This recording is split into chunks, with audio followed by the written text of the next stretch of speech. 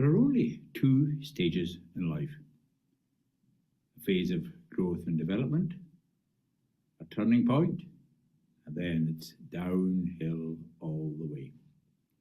So, aging is a real biological entity, and it's not a cause of major problems until the late 90s, as Her Majesty wonderfully demonstrated.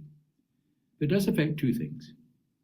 It affects your maximum level of ability, your maximum pulse rate, and what's called your resilience, your ability to bounce back after a trip or stumble or from a change in environmental temperature, or what we saw after lockdown, which had a huge impact on people. So aging has to be taken seriously, but it's only one of four things that happen to us. And there are three other things happening as we live longer. And the first of these is loss of fitness. So from the turning point, a fitness gap opens up between the best possible rate of decline and the actual rate of decline. And the turning point is often in the early 20s when we get our first job, our first sitting job. Because genetically, we've evolved to live in an environment where we were active all the time and there wasn't much food. We now live in an environment where we're sitting all the time.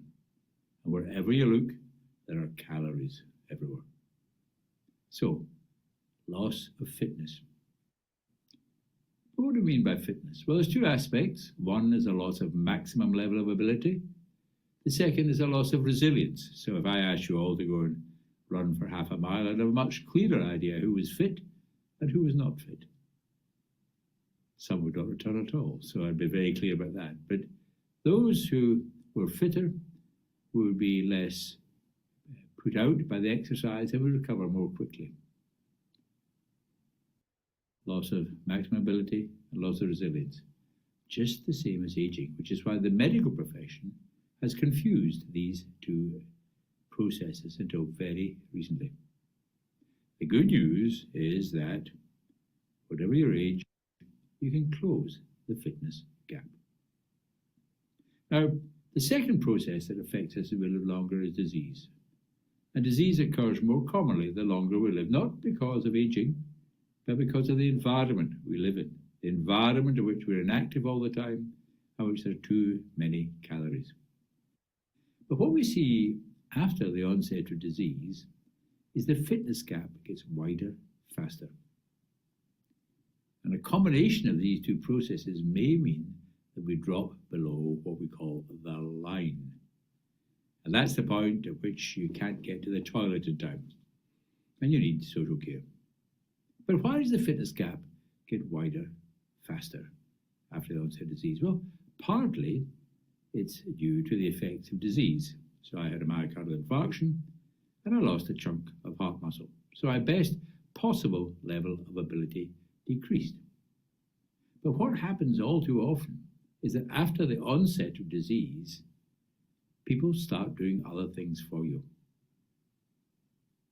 They think rest is best, whereas we now know that exercise is medicine, in the words of the Academy of Medical Royal Colleges. And the good news is that at any age, no matter how many diseases you've got, you can close the fitness gap. So, aging, loss of fitness, disease. And the fourth factor is ageism. Now, there are other social factors that affect a proportion of the population, and deprivation is probably the single most important one. And we're now seeing a decline in both healthy life expectancy and life expectancy for the first time for decades. And the decline is much greater in the people in the 10% most deprived groups in society than in the 10% least deprived. But ageism affects us all.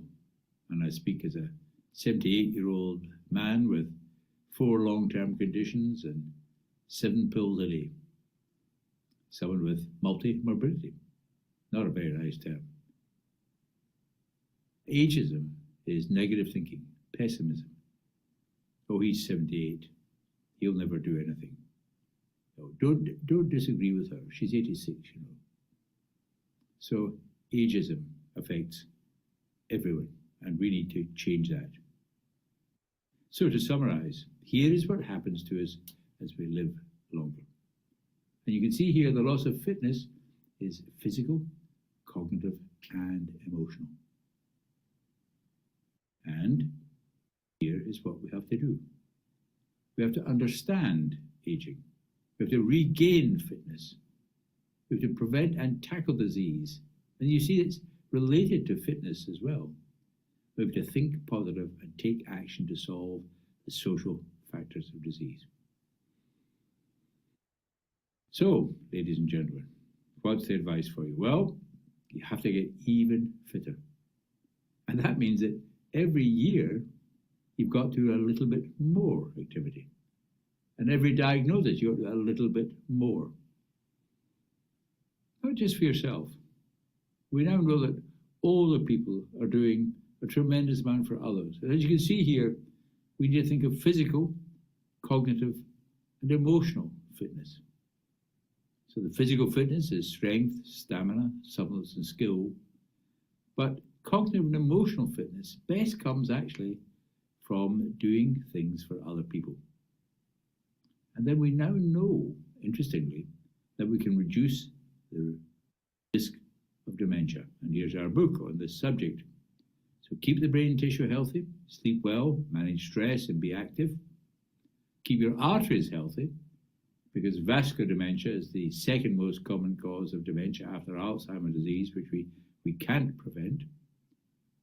But also, very interesting, look at this third one here.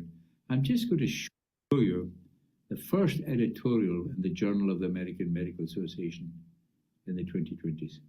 This man's a very distinguished lab scientist, so I wondered, is this going to be about some drug they've discovered for longevity? But look at the subtitle. Isn't that fantastic? Purpose, engagement, positive. Our aim is to compress morbidity in the last years of life, to increase health span rather than lifespan, and to close the gap between the least deprived and the most deprived. Let's join the revolution. Let's get Surrey playing a leading part in the revolution.